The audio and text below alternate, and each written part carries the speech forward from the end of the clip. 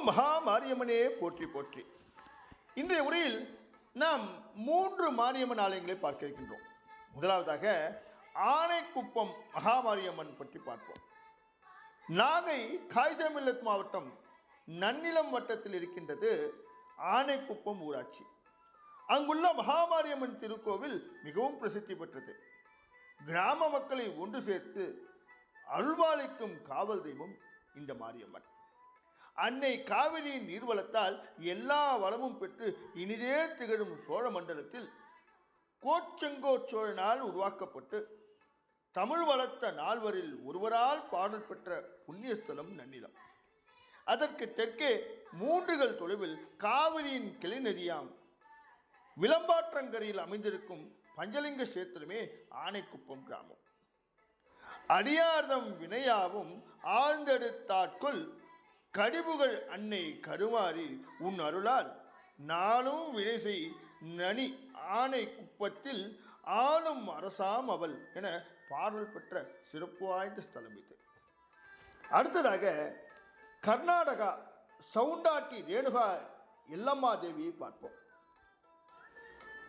இந்த ஆலயத்திற்கு எவ்வாறு சொல்ல வேண்டும் என்றால், பெங்களூரிலிருந்து பெல்காம் செல்லும் வழியில் தார்வார் என்ற இடத்துக்கு சென்றுவிட்டு அங்கிருந்து இந்த கோவில் இருக்கும் சவுண்டாட்டியை நாம் சென்றடையலாம்.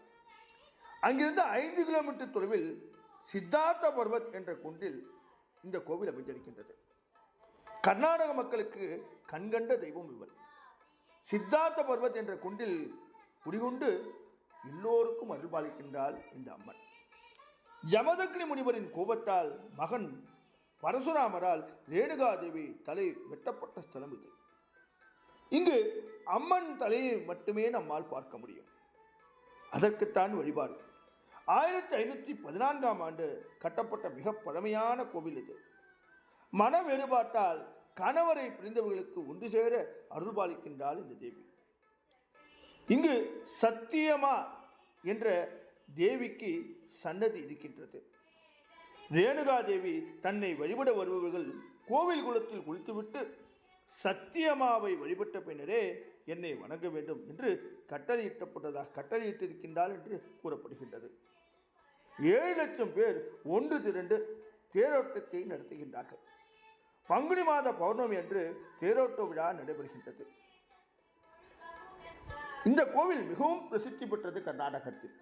அடுத்ததாக திருவாடுதுறை வெள்ளை வேம்பு அம்மனையும் நாம் பார்த்து விடுவோம். குத்தாலம் கும்பகோணம் வழியிலே இருக்கும் அருள் தரும் வெள்ளை வேம்பு அம்மன் கோவிலில் இந்த மாரியம்மன் வீற்றிருக்கின்றார். சிலையின் தலைக்கு மேல் மயில் தொகை போல விழுந்திருக்கின்ற வேப்பமர இலைகள் வெள்ளையாகவும் மீதி கிளைகளில் பச்சை நிறமாகவும் இருக்கின்றது. இது மிகவும் அதிசயத்தக்க நிகழ்வு. இங்கு மாரியம்மன் சக்தி படைத்த தெய்வமாக அருள்பாலிக்கின்றார். பலவிதமான பிரார்த்தனைகள் இங்கு நேர்ந்து கொள்ளப்படுகின்றன.